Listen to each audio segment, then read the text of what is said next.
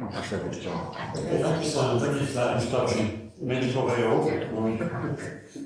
And thank you for the organisers for inviting me here to talk about these two projects. I'm very excited to be talking in front of such a large, diverse audience. Before I start, I just want to get across that Cloud Cadenza are two kind of large projects. I'm from Sheffield, but across the projects we have a number of partners: Cardiff, Leeds, Salford, Nottingham. And we have a large number of partners because it's a very multidisciplinary area, so we need expertise from across the board.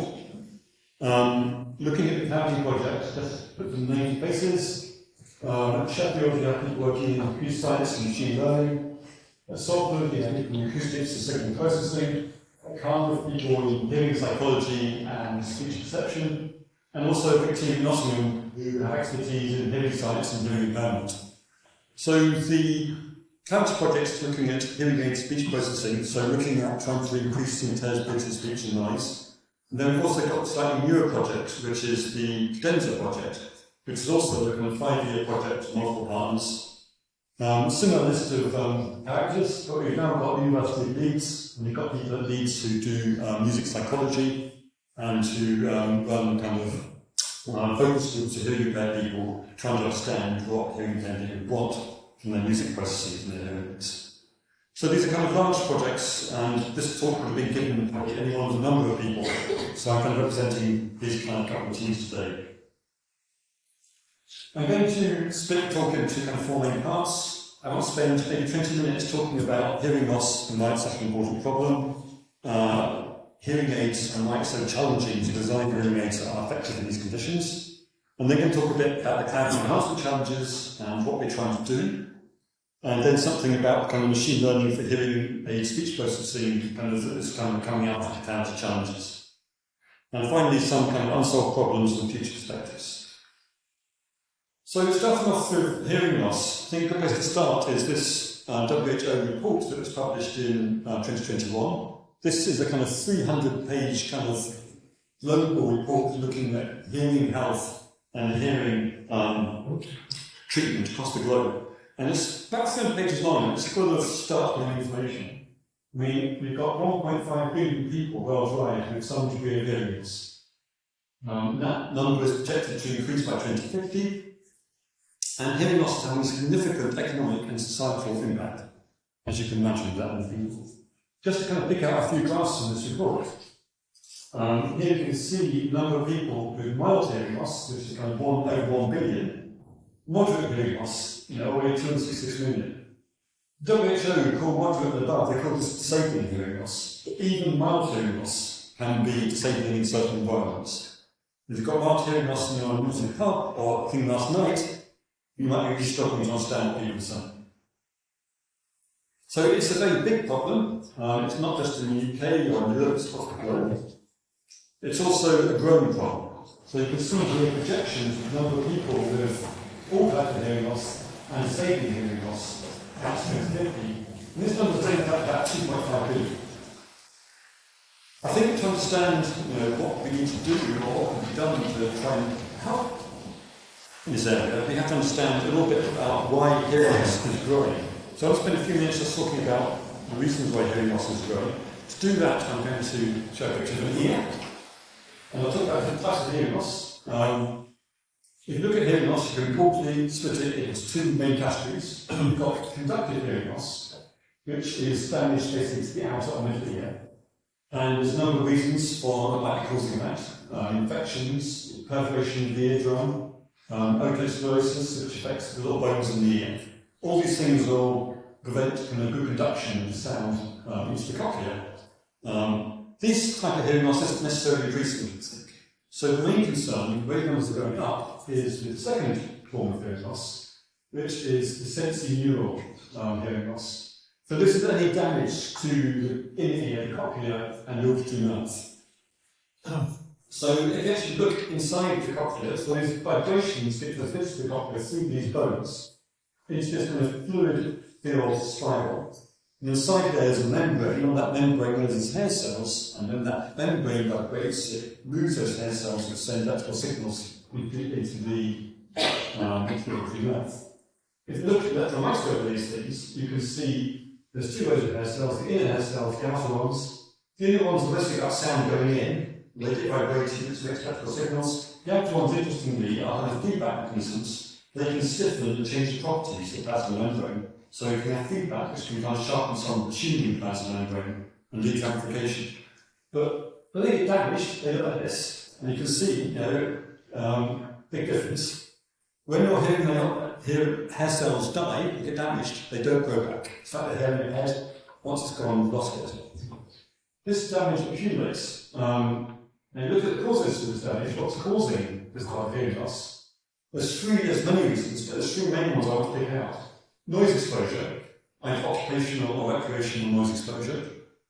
And amongst that, you can look at a study here talking about unsafe listening practices amongst young people.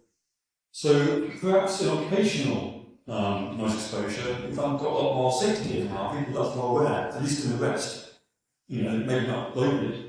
If we look at recreationally, people using aircons, people actually going to clubs and going to music events and music's very loud. It can be damaging in the ear.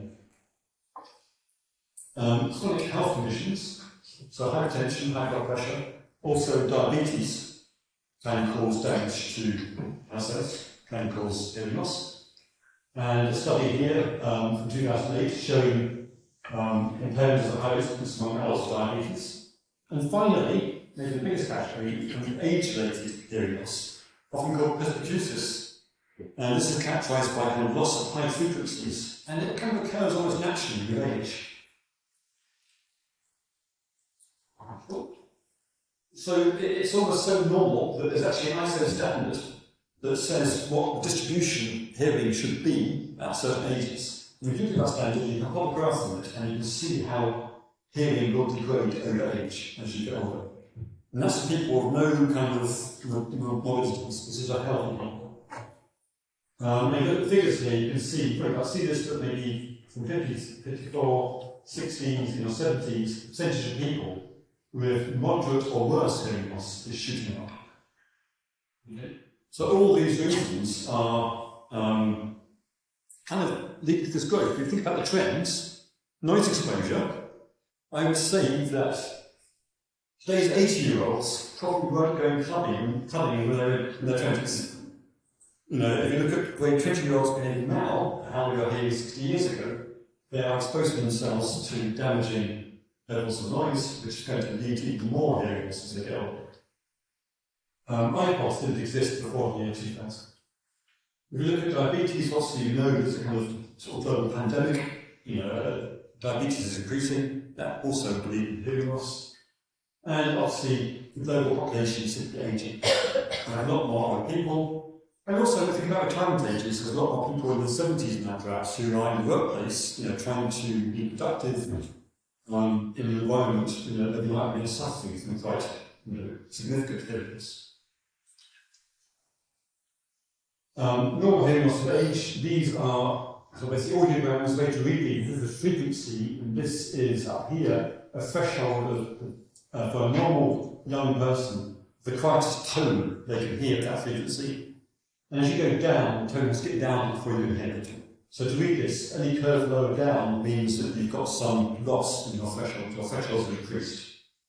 You can see people about 60, 70, 80, 90. These thresholds has come down naturally. And this is the ISO standard, so this is for healthy people. We've got slightly different curves for male and female. Male slightly worse than female. If you actually plot, it's quite crude, but it's called speech banana, where phonemes appear on this kind of plot. This is kind of where kind of sensitivity you need to actually hear phonemes or distinguish between them. Here we've got these kind of fixatives, and you can see that these are quite quiet sounds at high frequencies. People in their 60s are already starting to struggle, even in quiet, with these sounds. So you can imagine speech perception becomes difficult. That was for the ISO standard. This here is data from a study taken in Norway, where they took us 232 unscreened old people, didn't screen for any kind of prior health problems, just these are old people. And then you plot their audiograms, and these are the readings, and you can see they are significantly worse than the ISO standard. The ISO standard is presuming you have no health problems, you're deep healthy. This is the reality for most people. Now you can see, even people in their 60s, basically all these Norwegian men in their 60s already would be able to hear these records. Well, the medium. So, big problem. So what does hearing loss do?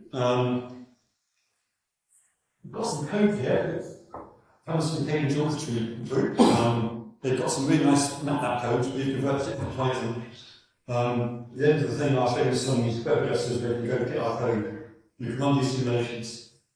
There's basically kind of three things that go on in regulator hearing loss. You've got some sort of attenuation in high frequencies, but you've also got a broadening of the filter bands. So you get this kind of lack of a loss of spectral resolution. You also get some temporal smearing, which kind of smears out kind of temporal fine structure. Some of the fine detail might be lost. I should be able to play these demos. So first of all, here is the good speech. I'm working on it, but I'm not perfect. And here is after kind of hearing loss simulation. Just to be clear, this simulation is applying these effects and recreating the signal. It's not really what we're going to let us hear, because they've got a kind of auditory nerve got a signal going into their cochlea. But this gives you some impression about the quality of the sound or what's contained in the sound. I'm working on it, but I'm not perfect. And you can hear it's quieter and it's kind of muffled. So this makes it quite hard to understand. Now, let's move back to the other. So what's the hearing aid try to do? Well, the first thing when you have a hearing event, there's two levels you've got to worry about. There's a hearing threshold level, the quietest thing you can hear. There's also what's called the uncomfortable loudness level. This is the loudest thing you can hear comfortably without being upset. And for most people, there's about 120 dB range between these two levels. When you have hearing loss, your hearing threshold will go up. So the quietest thing you can hear is now louder. But your uncomfortable loudness level doesn't go up so much. It might go up at all. So your dynamic range is being compressed. So what does this mean? Well, let's think about what hearing aid can do. If you think of a hearing aid as very kind of crudely here as a kind of input level versus output level, and think about what you might do to the signal. Well, you might just try and amplify the signal, make it all louder. And you can do that, you can push the whole thing up by 20 dB. Now you can hear these quiet sounds. But you can see the problem. The loud sounds now are beyond your comfortable listening level. So what the hearing aid will do is apply what's called compression. The input output will look more like this, the kink in it. So you might amplify these sounds here, but as you get very loud, you don't apply quite as much, they don't increase as fast. So you end up underneath the uncomfortable listening. So you try to make this kind of compressive curve where quiet things get much louder, loud things only get a little bit. And you can tune these parameters.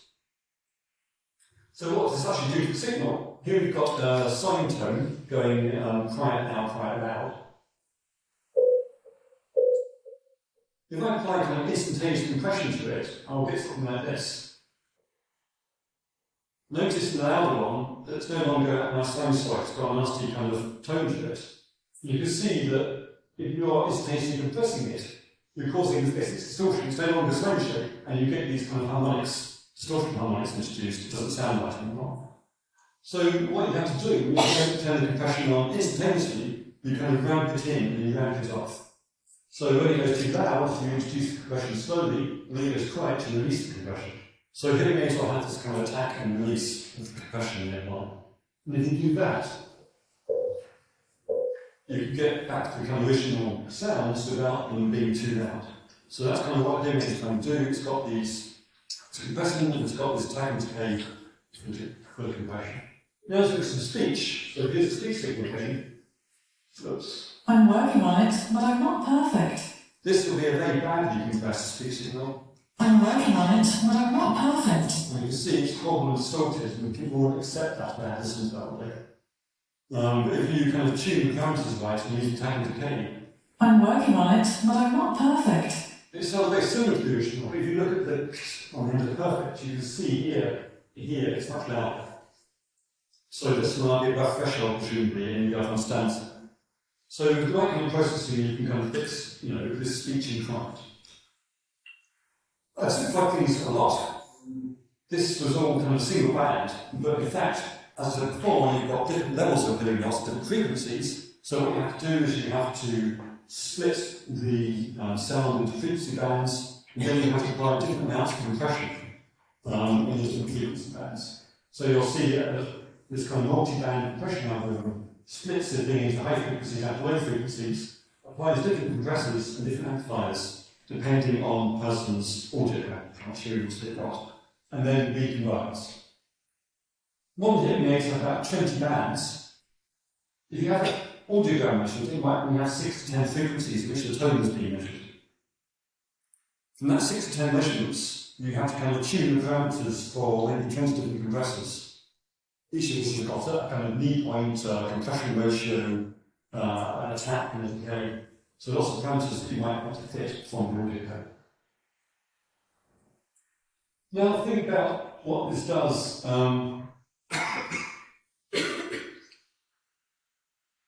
Yeah, so I've got an example here. I'm applying that automatic compression to that hearing loss demonstration. I'm working on it, but I'm not perfect. So that's the original. I'm working on it, but I'm not perfect. That's the hearing loss model, and now with compression. I'm working on it, but I'm not perfect. And you can see now it's much more kind of clearer. It might not be more intelligible to you, but it's definitely clearer than it was before.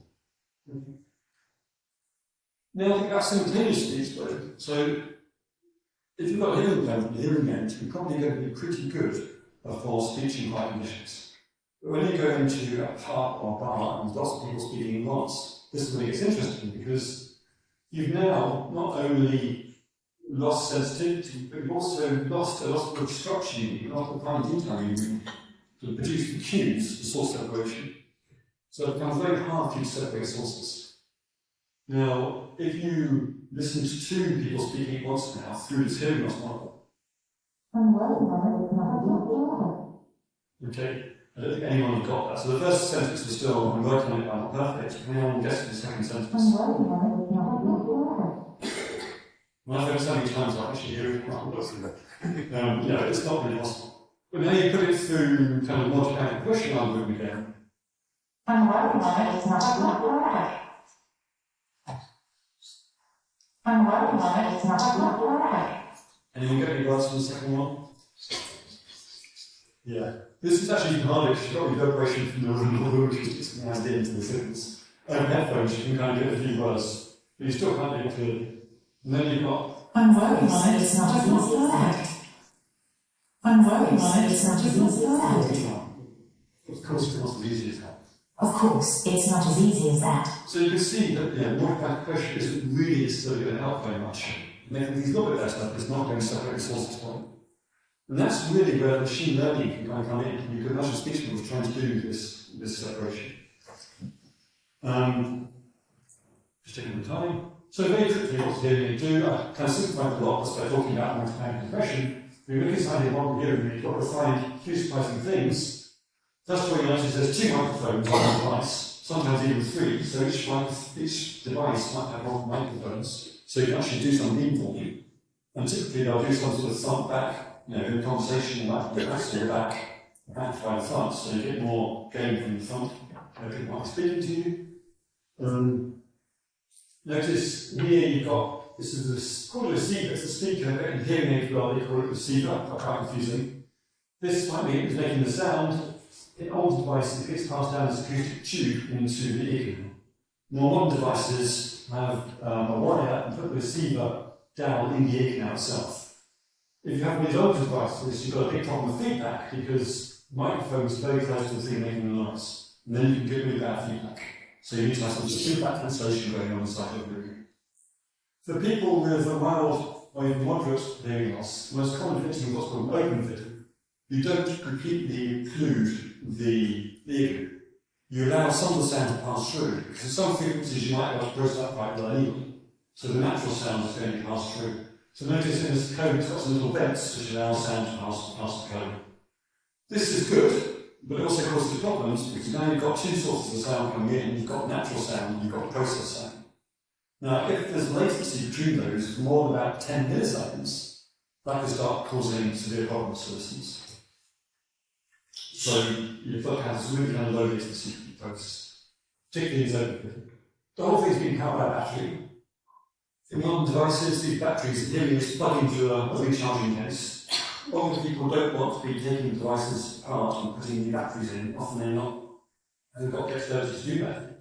So you've got to rely on kind of rechargeable batteries. And you want your device to last all day. You want to charge it overnight to be running on hearing all day, not running out of battery on halfway through the day. So all this processing has to be done on some processor which can run the battery and power for the whole day. We've also got things like wireless Bluetooth connectivity. You might have communication these days between the two devices to allow you to do real binaural processing where you've got microphones on both sides. But again, that's going to drain the battery. And so there's a lot of processing going on. Just a quick kind of summary of some of the things that are going on. We've got the multi-band dynamic range compression. We've probably got some adaptive noise reduction going on, special programs to win noise cancellation. Also feedback cancellation, particularly if you haven't got a receiver in here. You've got some directional microphone processing, which you can switch on in certain situations to beam from around the front. And then, fancier features like static speech enhancement processing or binaural processing through devices. Some devices have experimented with this kind of frequency lowering idea, where you're trying to move frequencies lower down in the spectrum into regions you might be able to hear. That's particularly prevalent in cochlear implants, less so in hearings. And then also kind of ongoing scene classification, because you can imagine a lot of software here, a lot of parameters, and you can change the way they work. And you can have programs that, for sitting in the living room, are programs for walking down the street. And if you can do kind of good scene classification, you can automatically switch that program for the user. Because the user doesn't have to get the app out in 5 minutes and say, I'm now sitting in the sitting room, I'm now out in the street. So all that kind of stuff is going on in tiny little chip. So you're seeing challenges with power consumption, computational resource latency. So what are you doing in the cloud enhancement challenge? Having said how difficult it is, we're going to see now that these are really quite primitive challenges. I thought it was about to be kind of showing how simple we started with, but we passed out some of them. So to start, you've got a web page, there's a WebGS there, you go there, you'll find all the challenges we've done so far, details, workshops we've done, outputs of the challenges being presented. There's another site here on GitHub where we've got all the code. So you go there, you'll find all the resources for making data reviews of the challenges. You'll find the demos like I've been, code for running demos like I've shown today, various metrics and so forth that we use. And it's open source. People are very free to criticise, comment, put in pull requests. We're very happy for the community to be involved in what code works. So in the project, we've got two types of challenges. We've got the enhancement challenges. And basically idea here is we run enhancement challenges, we give people hearing aid inputs, and we ask them to process them to produce outputs to then evaluate through listening tests. This leads to hopefully better enhancement algorithms.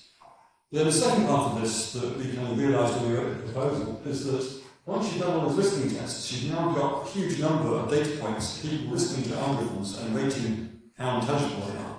And that data can be very useful for running prediction challenges.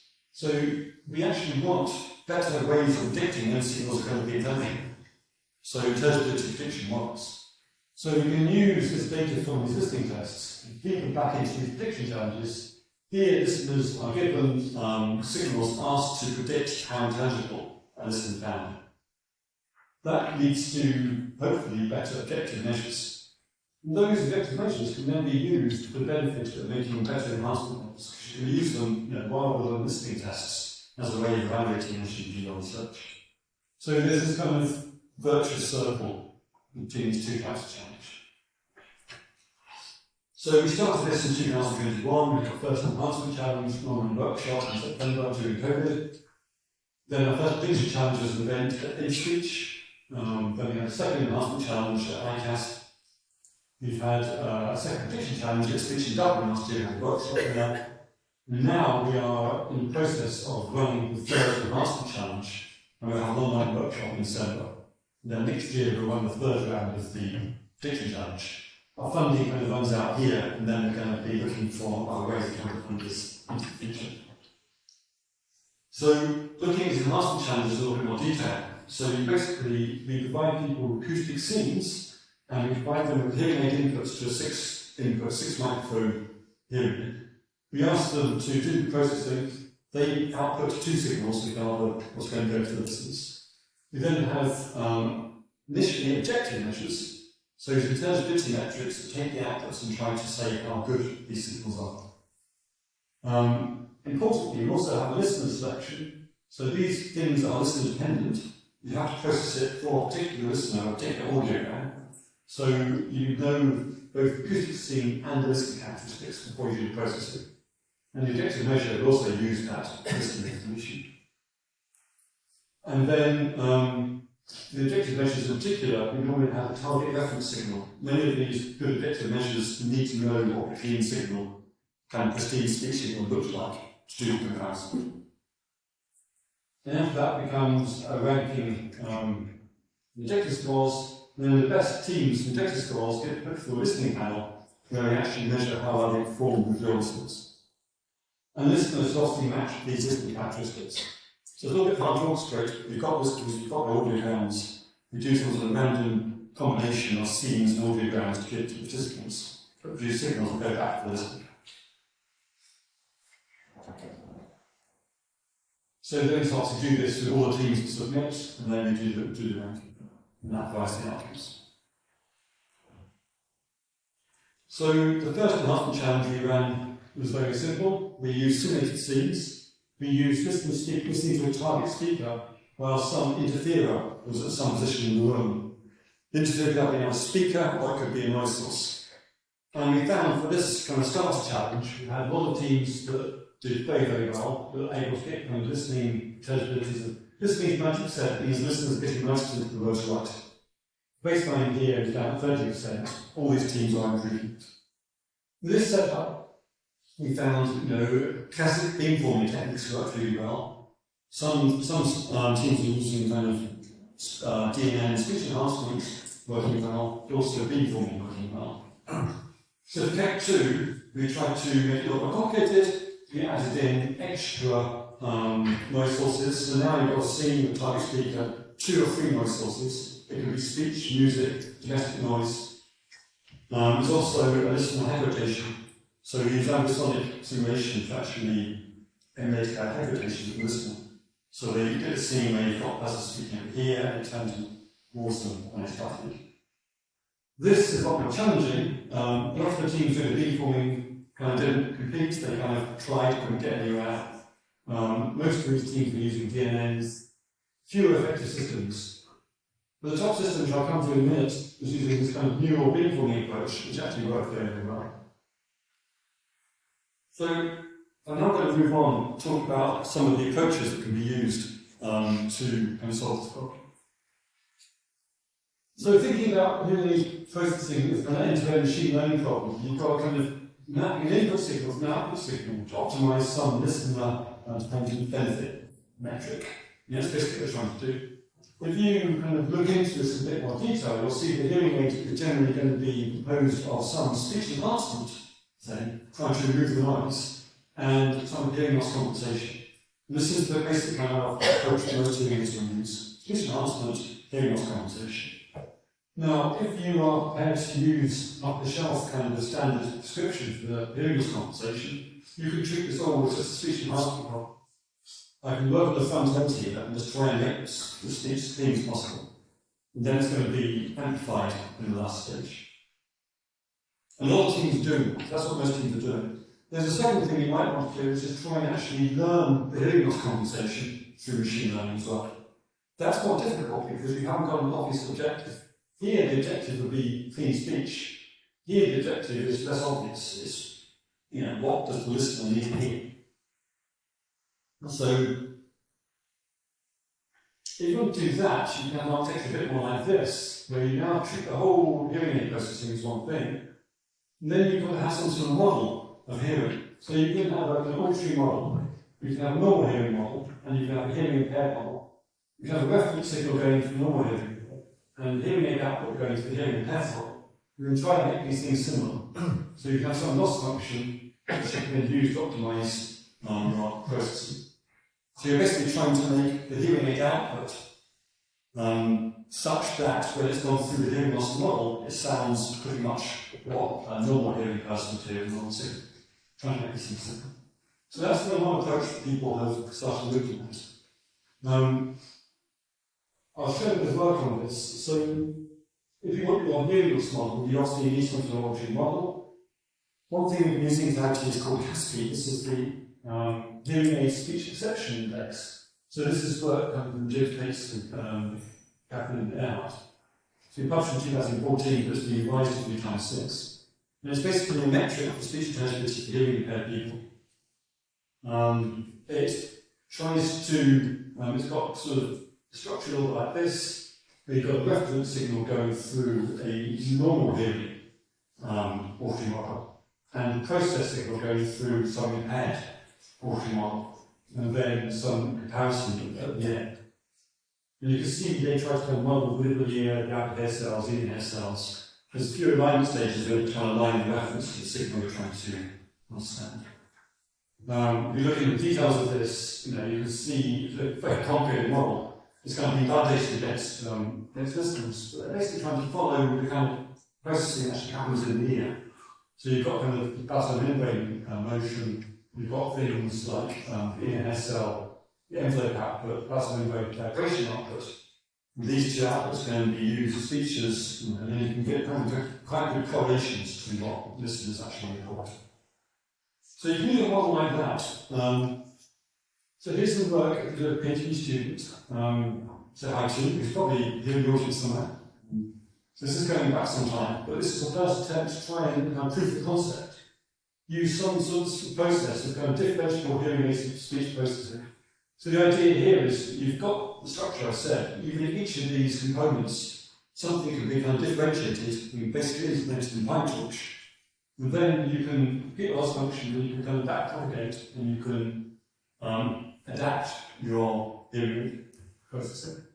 So we've got a kind of differentiable auditory model, which is a simplified version of HASP. It's not quite the same as HASP, but it correlates quite nicely with HASP, so it's good enough. We've got a loss function here, which is using kind of perceptual correlation, comparing signal envelopes. And it's got a term to kind of penalise over application. And we've got a hearing aid processor, which in this case is very simple. It's not a multi-band compressive hearing aid. It's just an amplifier, a frequency-dependent amplifier, which has been implemented to get FIR filters. So it's kind of working in the linear range. As a proof of concept, you kind of ran this, we trained it on lots of clean speech with different audiograms to model hearing loss.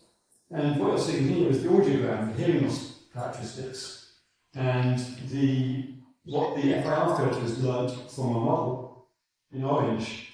And this kind of standard description, the blue curve, which is a standard mapping from an audiogram to application that used to be used to fix hearing aids.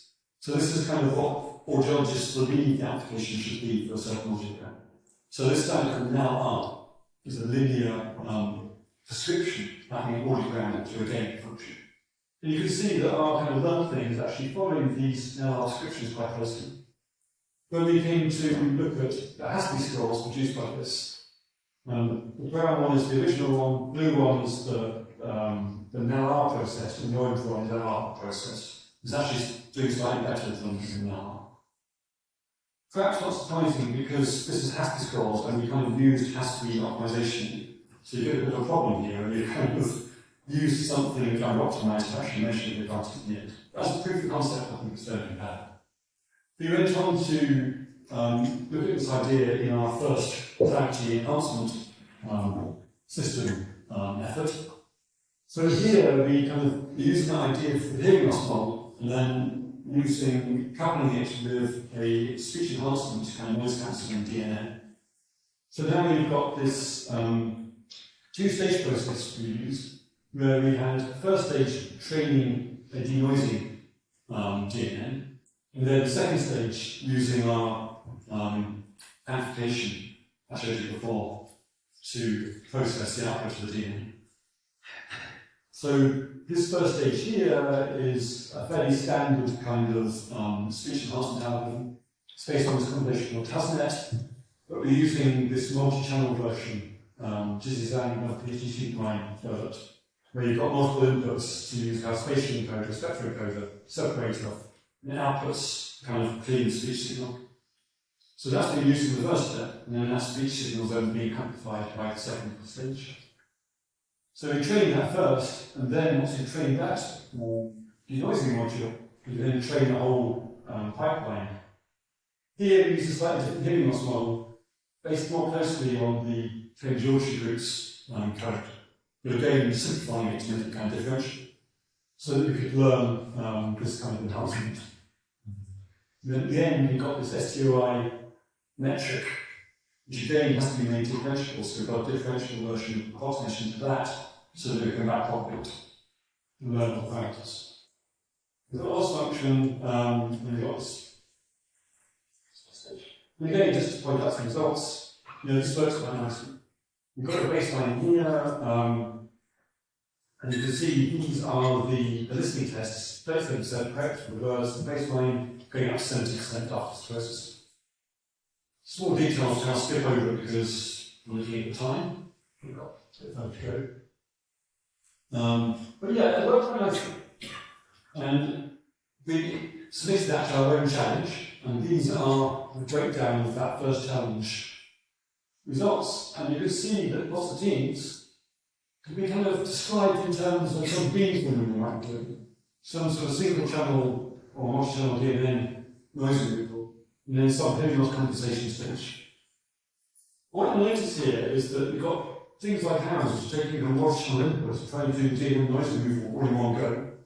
Then you've got people here who are not doing any noise removal, just doing kind of beamforming, using NVDR beamforming. And then multi-band compression or simpler compression for the last stage. That system actually came top on the NP score, which we were very pleased with. So we go through to the listening tests. And yeah, not all the teams went through, so we only got some on the panel. So we picked the ones, some of these are multiple entries and more than 2 entries from our team, so we picked one from each team. So we left with these 10. Here are ranked by the NP score, but now we're going to rank them by the listener correctness. Now what you'll see is that there's now these kind of beamforming approaches, very classic hearing examples of a beamformer and a multi-band compressor, which are giving the best results. And our system here, although it had a very high NP score, didn't give quite as good in listening tests. So by overfitting this metric, which is actually not an exact metric, it's an approximation, we've kind of driven the thing towards something which looks good on paper, but doesn't necessarily perform well. And I think these teams here from Oldenburg, and they kind of done a lot of work here, it's very good they're doing. They realise they could do this with simply. So then we move on to Cat 2, where we make things more difficult. We've now no longer got just one source and one distractor, we've got multiple distractors to go ahead to. Beamforming now, we look at the Cat 2 systems, we see now there's no one really doing beamforming. They're all doing some DNA noise enhancement or some sort of neural composition. And again, you've got capacity scores. So we moved from using this NB story metric to using capacity metrics. We found that from the prediction challenges, we found that capacity actually predicts better. So we've got the capacity scores, and then we've got the listening correctness. And you can see they're actually pretty correlated. If I read back my listeners, you can see there's a little bit of movement, but not a lot. And again, the things that don't do so well in listening tests are things that actually try to optimize the capacity score directly. Again, you can kind of overfit the capacity score if you like, and do poorly on listening tests.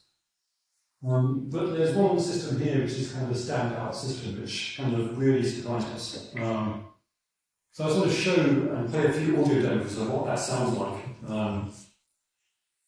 So here we've broken down all the data that we gave people by SNR. So we make these scenes to process. We have different difficulties, some very, very noisy content. So you can see each of these is a different system. We've got SNR, we've got capacity scores. Baseline system here doesn't do very well. This is the unprocessed signal. These are the series entries, and this is the top one. I was going to play through some of these data points. So here is the kind of -5 dB. The target speaker will start later. Whatever scene, the target speaker will start later. It'll be quite hard to understand what it's saying. Degrees, and the chance of storms in the next tender, non-dominante, So there's a male voice that started slightly late, which you probably couldn't hear. I don't know what it sounds like over there. But I'll now move on to this kind of New Jersey system. Roll over and repeat on the other side. And we're getting worse. You can hear the speech there now. It's always sorted. It's clearly a speech signal that you've listened to. This is a better system. Roll over and repeat on the other side. And we're getting that. Okay, here we go with a couple of words. And here. Roll over and repeat on the other side. Now we go. So it should roll over and repeat on this side. It's quite a random sentence. But you can see that. Roll over and repeat on the other side. Well, that's just this. And then you just see that is actually on this thing. And then, that was the -5. We go right down to -12. This is actually crazy. So you won't hear the speaker here at all. There is some music on it. Oh, press the right button.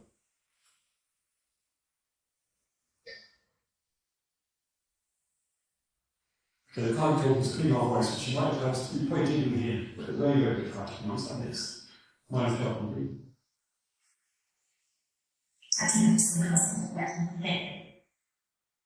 Okay, you can hear some words, but you probably can. It's too distorted on standing. Vanity is the most credible thing. The music's gone, but it's distorted. Yeah, I just got that from you. I'm starting. And then into the system here. Vanity is the most incredible thing. And it is the most incredible thing. And that is, from that -12 example, that is quite remarkable. Before there's some processing problems that can data. How they're doing it, this is a kind of neural beamforming approach. So what you do is you have a kind of DNN speech extraction module, trying to estimate the clean speech signal. Once you've got a clean speech signal, you can use that to estimate the parameters of the MBTR beamformer. Once you know something about what the speech noise is, you can estimate beamforming parameters and direct the beamform towards the clean speech signal. And then you get a beamforming estimate of the clean speech signal. And then if you take your DNN estimate and your beamforming estimate and pass it into another DNN, which trains take both of those, you can get another estimate of speech signal, which is better than both. So trying to combine both beamforming signal processing and DNN processing into a new DNN to get a better signal. And then the really close thing is to then pass that back to here, and they kind of do it, they can do it. In the paper they showed that made a small improvement, it wasn't super important. There's a little bit of stuff going here to explain speaker extraction. In the task, we give people a couple of sentences in target speakers, so they know who they're listening to.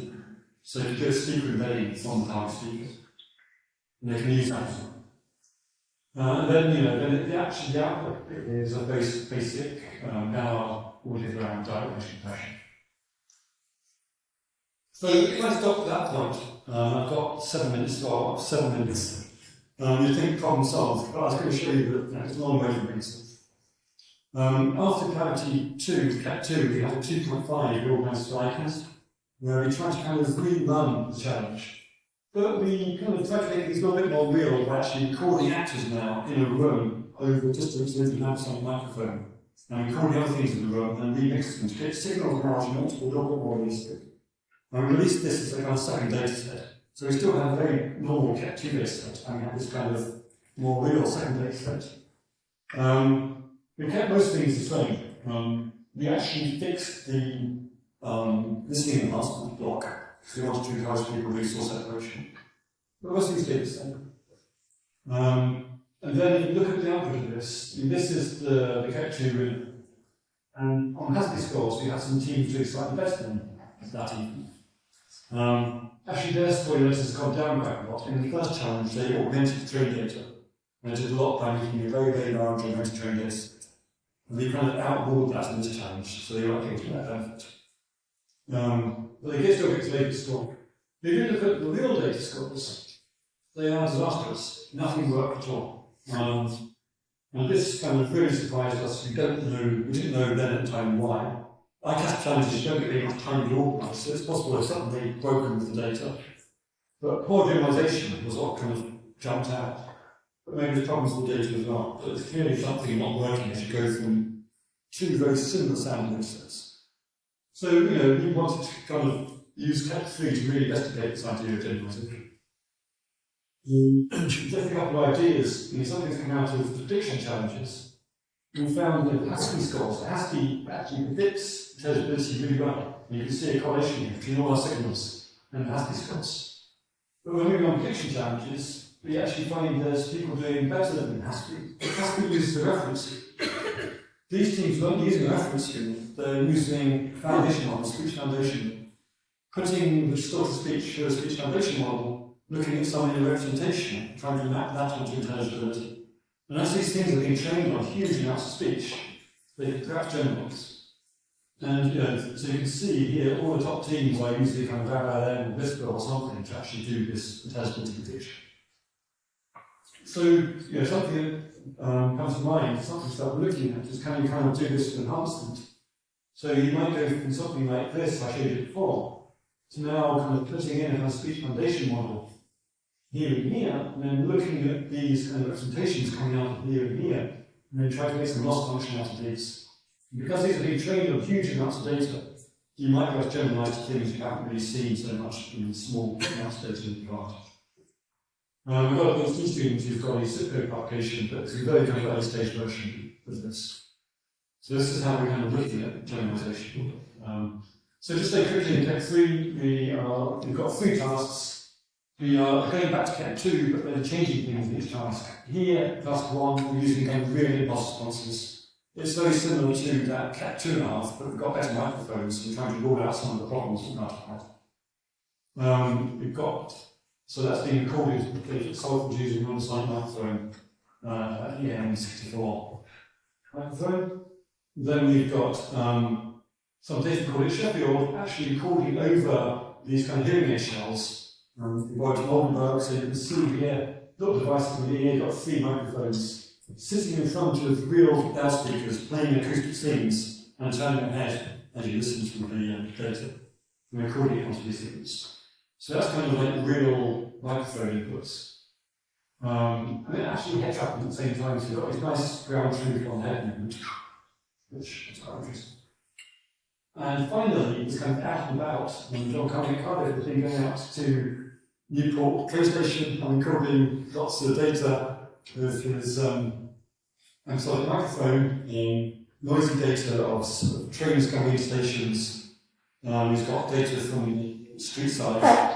He even organised a kind of talk party at the university. We've got lots of psychologists together, and he called 2 hours of psychologists talking to each other about various stuff. So we've got this kind of speech panel, and then we're using that artificially mixing the entire sources. So that's the third challenge. Again, it's a similar structure, but now you've got kind of real access. We launched all this data on May 8th. We launched the eval data on July 17th. Submission for objective measurements is the 2nd of September. So you want to get involved, there's still time. Best systems will then be invited to send listening data 2 weeks later. And then we'll spend a couple of months doing listening tests of our hearing impaired listening panel. And we'll work in December announcing the results. So I think I'll end there, just to kind of highlight the unsolved problem. Generalization, as I said. Power and memory constraints. We've constrained latency in our challenges, but we haven't really made any constraint on numbers of parameters or amount of computation. And that is a real issue.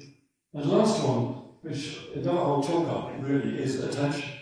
Everything we've been doing is saying, this is a target talker that you've got to enhance.